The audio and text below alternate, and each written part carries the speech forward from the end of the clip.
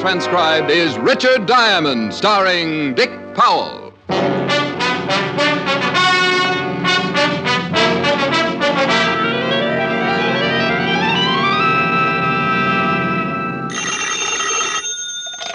Diamond Detective Agency, the Milton Berle of homicide. Pretty bad. Oh, hi, Helen. What are you doing? Playing canasta. Who's there? Well, just me and that Japanese beetle I found hiding in my bills. Japanese beetle? Yeah. And you're playing canasta? Well, what do you expect us to do? I'm tired. He just finished giving me my judo lesson. Mm-hmm. I don't think you believe me. Oh, sure I do. Who's winning? I am. He can't speak English. Besides, I make up the rules. Mm-hmm. Am I going to see you tonight? Well, You what? I don't know. Something just came into my office. Client? I don't know.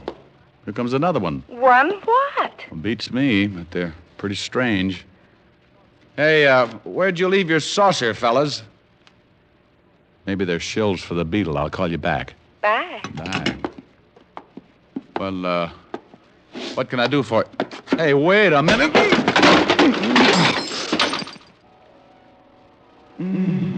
Oh, that was a piece, Salvador. Now pick him up, drag him over to the chair. Sure thing, Yuki. He is certainly very unconscious. He seems to be. See if you can revive him, Salvador. A pleasure. Would you mind holding my nuts, Yuki? I don't want I should break his jaw by accident. Ah, such a nice man. You are so considerate. I would be happy to hold your nuts for you, Salvador. Diamond. Diamond. He is very out. Well, here, Salvador, try this pitcher of water. Wait, I'll remove the gladiolus.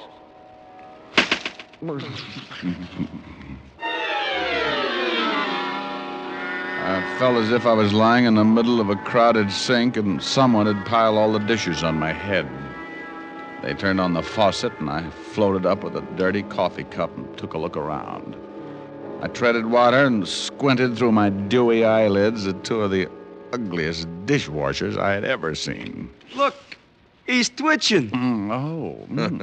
You see, Salvador is just a little lazy. How do you feel, Diamond? Oh. Let us know when things start making sense. What's going on? What happened? He's confused. Yeah. I think maybe you sapped him too hard. Oh. Yuki, I take that as an insult. You know how careful I am. I apologize, Salvador. Thank you. Hey, how'd you monkeys get in here anyway? Well, it sounds like he's collected most of his marbles. Looks like a complete recovery, Yuki. I want to know what this is all about. Obliged to man, Salvador. Sure. But keep him with us. Naturally. Hey, now wait a minute. Oh. That's enough, Salvador. That's enough. Can you hear me, Diamond? He's gonna be obstinate. I don't think he likes it. Belt him across the ears. He'll listen. Can you hear me now, Diamond? He's nodding his head. I guess he don't want to open his mouth and let the blood out. Oh, that's fine. Now, listen, Diamond. In a while, you'll get a call from a Mr. Wharton. Oh. He'll offer you a job, but you will not take it. Do you understand? Salvador, please, see if he understands. He says, yeah, he understands. But now he's got a sore arm. Remember, Mr. Wharton, you don't want to work for him. I think he understands, Yuki. Yeah? But he looks tired from the strain. He certainly does. Look at those dark circles under his eyes. Well, put the man to sleep, Salvador. Certainly. Night.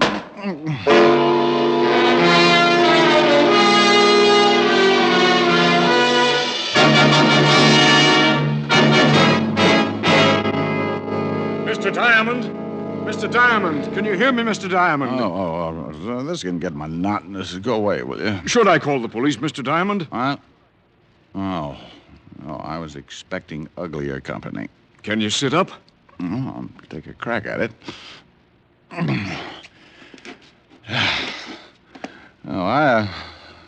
I'll bet your name's Wharton. Well, that's right. How did you know? Get out of here. Well, I want to talk to you. Well, I just had one long conversation. It was too one-sided. Now, go on. My health is doubtful, but it's fun to have it around for company. Maybe $500 would pick you up. It might for a while, but I don't like to waste that kind of money on funerals. $750. Yes, so they line the coffin with velvet. $1,000. Well, you're beginning to make a short life sound practical. If you do the job successfully, there'll be another $1,000. You just bought yourself a corpse. Let me wash up. Talk some more. I can hear you. Well, it's my son, Roger. He thinks he killed a man. He thinks. What do you want me to do? Find out for sure so he can brag about it? Ever heard of a John Alter? Oh, sure. Walt Levinson sent him up 5 years ago on a manslaughter rap. Well, he doesn't like it up there, and he'd like to get out. I don't blame him. What's this got to do with your son? I'm chairman of the parole board. Yeah, you look much better now, Mr. Diamond. So you're chairman of the parole board. Yes. Some of Alter's friends promised to keep quiet about my son if I let Alter go free when he comes up before the board next week. And you think maybe your son was framed? Yes. About a month ago, he met a girl in Florida. Her name is Lenore Brown, and she's a friend of Alter's. When Roger went to pick up the Lenore girl at her apartment, he found her struggling with some man. That happens. It looked like he was trying to kill her. There was a gun on the floor, and she called to Roger for help. He picked up the gun and shot the man. She told Roger he'd killed him and that he must get out. When we went back, they were both gone.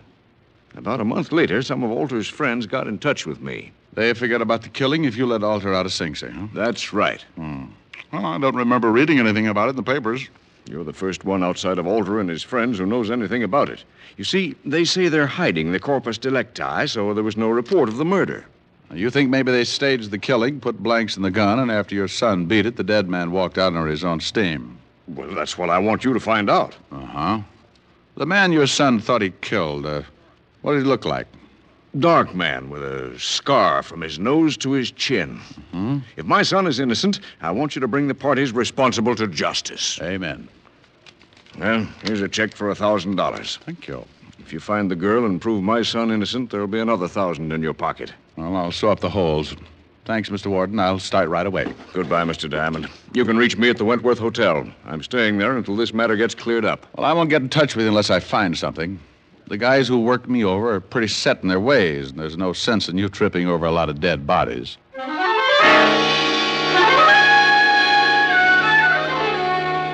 I grabbed a pack of Camels, looked at the $1,000 check, thought about the warning the two bruise artists had given me, and decided it was a toss-up.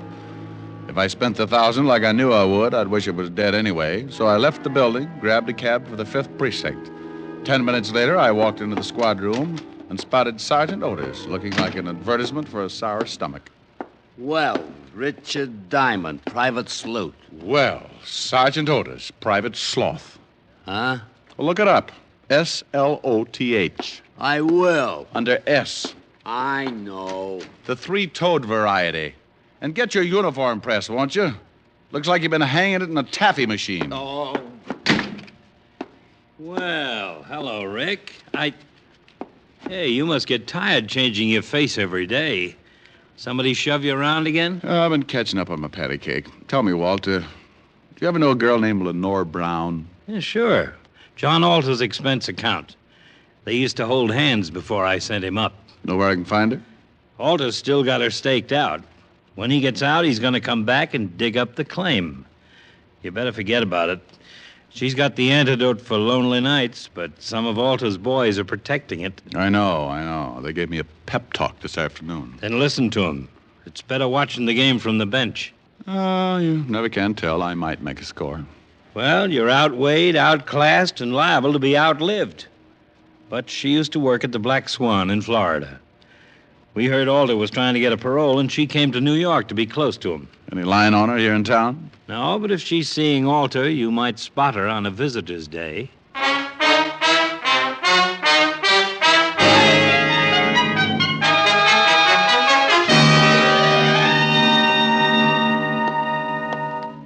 Well, Rick, how are you? It's been a long time. I know a lot of people who wouldn't like to hear that, Warden. How are you? Oh, fine, fine. What's on your mind?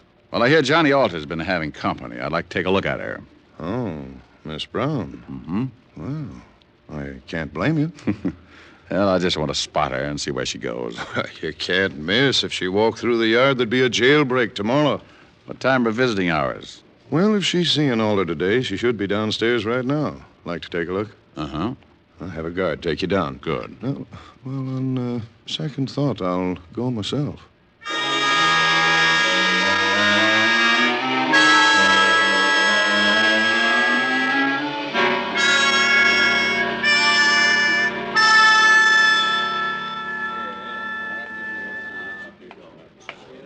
There she is, sitting at the end table, talking to Alder. Well, now I know why Alter needs a lot of money. She's wearing enough mink to carpet Radio City. You should get a load of her on a warm day. Well, the coat doesn't stop me. She'd show up, she was wearing a tent. How long has she got with Alder? About another 5 minutes. Warden, maybe I'll let you put me away for a couple of years. With something like that to look forward to on Visitor's Day, I might go for the change. You'd get tired of just talking. I hung around by the big gray buildings until she came out. She walked over to a long white convertible and got in. I decided to let her buy me a new fuse, so I walked over to the car. Going into town? Oh. Back up 3 feet and I'll let you know. 3, okay? Mm-hmm. Your tailor couldn't do all of that. Get in.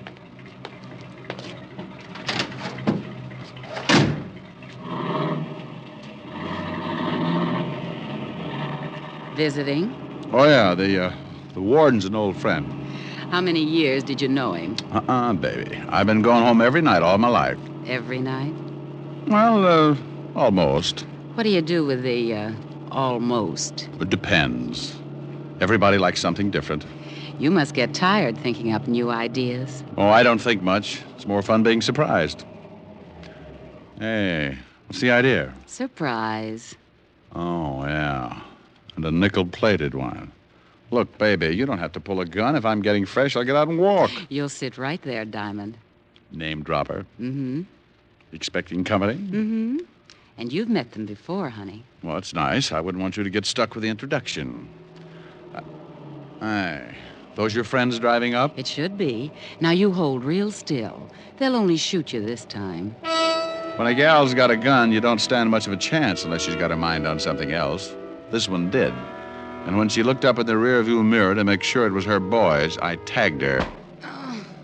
My 2 playmates were just pulling up, and I jumped out of the car.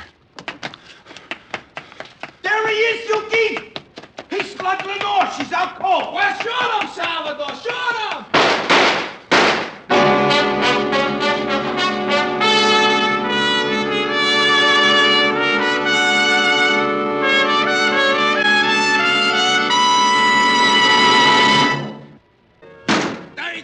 Get him, Salvador! I was running through the trees then, and I could hear Salvador somewhere behind me, falling all over himself.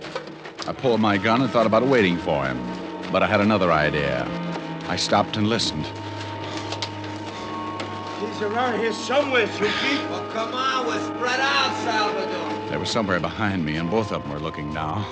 So I cut off to my left and headed back to the highway. The cars were about 100 yards down the road, and I used my last lung getting there. Lenore was still unconscious, so I climbed in the white convertible with the unconscious nylons and drove off.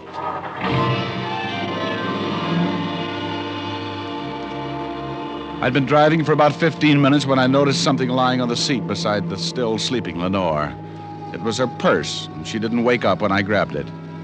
Doing a rummage job at 80 miles an hour isn't easy, but there wasn't much of interest anyway, just a little black book.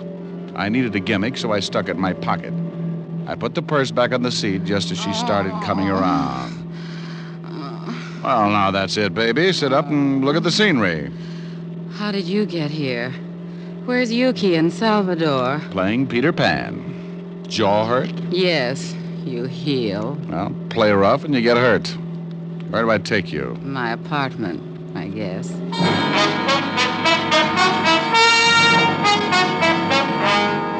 I drove her to her place on East 51st and walked her to the door. She looked at me like a fat woman eyeing a French pastry, and her mouth slipped down to her shoelaces when I gave her a peck on the cheek and left her standing with an old front doorknob in her hand. I went back to the office and took out her little black book. There were a lot of names, and some of them I knew. Yuki, and after it, likes his work. And Salvador. And after his name, has own gun. And oh, yes, Richard Diamond, too. I never did figure out what the 3 stars were for, but 3 other names and addresses put me in second gear. One was in the village, another down by the East River, and the last was somewhere in Chinatown. All of them were a setup for a dead man who wanted to make himself scarce.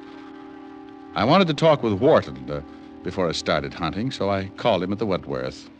Did you find out anything yet, Diamond? Not yet. Look, Mr. Wharton, you said the man I was looking for was dark with a scar, Yes, from his nose to his chin. Well, thanks. Maybe I'll call you tomorrow. I hope you clear this thing up in a hurry. Well, so do I.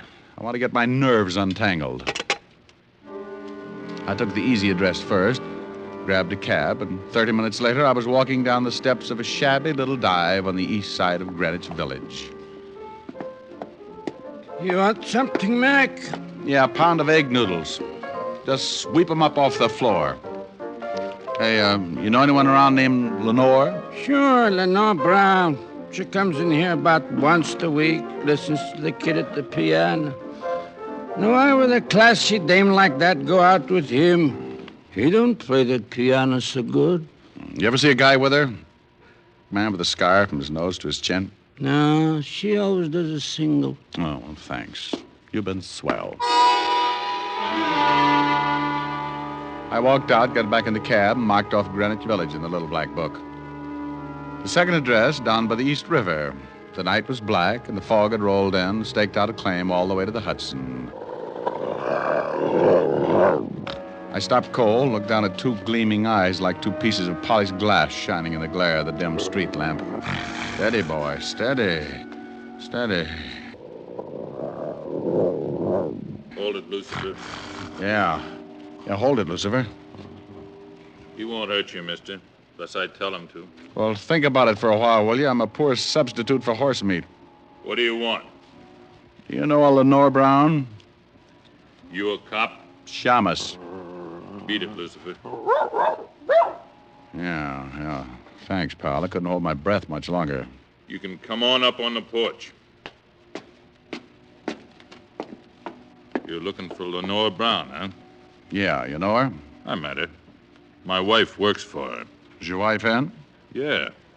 Esther, come here. Some private dick wants to talk to you. She's Miss Brown's private maid. Yes? Your husband tells me you work for Miss Brown. Yeah, what's she done? She got many friends? Man friends? Yeah. Oh, you know a man with a scar? Sure, I know lots of them. What are you talking about, woman? I meant someone who Miss Brown knows. What did you mean by that, mister? Look, I really don't know anybody with a scar now. You better beat it. Yeah, get moving. And I want to talk to you, woman. Get in there. Yes, honey.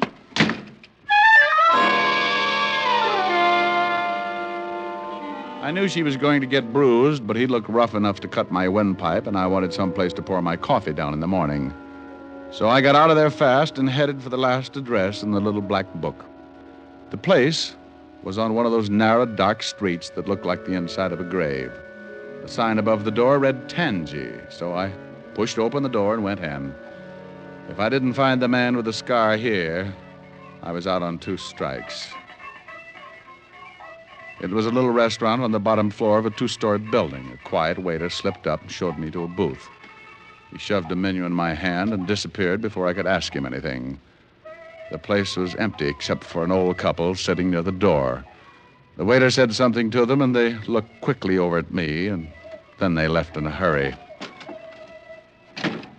The room was completely empty now. Even the waiter had disappeared. I looked up at a flight of stairs at the far end of the room. A pair of very healthy ankles came into view, and they were holding up a pair of legs that ran my blood pressure up to 190 again. I eased my gun out and held it under the table. She turned the corner and started down toward my booth like a loose snake in a rabbit pen. Mind if I sit down? Well, it's your party. Shame on you. Don't you know it's not nice to pilfer a lady's handbag? Now Lenore will have to spank. Looks like the last address paid off. If you're buying shrouds, it did. Where's the guy that young Wharton was supposed to have killed? Upstairs. But he's very unsociable. Hates long conversations. I only need a couple of lines. He can't even do that. He likes to keep on breathing. The old man figures Alter framed his son. He's not going to let your boyfriend out of Sing Sing until he finds the man with the scar. Think he can do it better than you did? I found him. Was it worth dying for? I don't know. I can tell you better after I talk to him. Mama's going to have to spank sooner than she expected. Come on in, boys. Well, look who's here. Are Mama's two big idiots out collecting blood? Where are your buckets? He's bitter, Yuki. A present. You've met Yuki and Salvador before, haven't you? Yeah, on the end of a fist. They want to show you the town. I know the beat. Well, I'll bet you've never seen it from the bottom of the East River. No, but if you'll put on a bathing suit, I might buy the idea. It's too bad we'll never make the beach together. I'd like to show you the sights. Boys, you'd better help Mr. Diamond out of the booth. I think he's stuck. You know how it is. Boys like to keep moving. Sure. And so do I.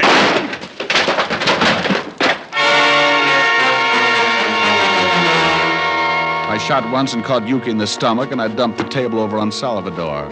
He grabbed like he was going to waltz with it and went down on his back. I didn't have to get up. I just shot him through the table. Lenore was out of the booth fast and running for the stairs. Look out, Tony! Tony, look out! I caught up with her at the foot of the stairs, and she started up. I saw him standing on the upper landing, scar and all. All meaning gun in his hand. He missed me, but nailed her halfway up. She spun around and fell all over me. With both of us down, he was in a good spot to finish the job, but my arm hit the lower post of the staircase and swung me right into line. I just rested my elbow on the banister and let him have it.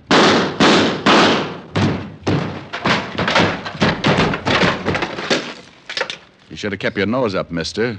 A bad landing washes you out.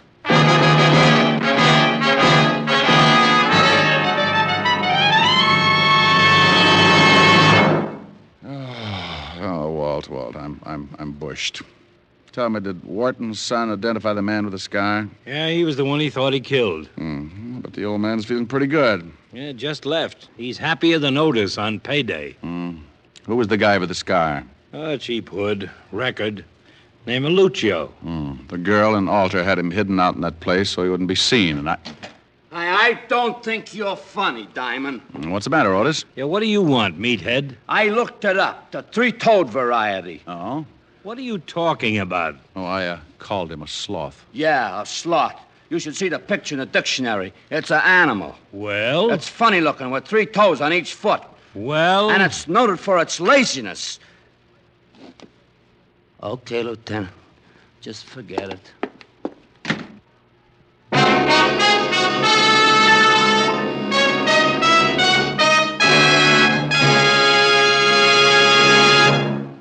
Tonight's adventure of Richard Diamond, starring Dick Powell, was written by Blake Edwards. Our director is Helen Mack.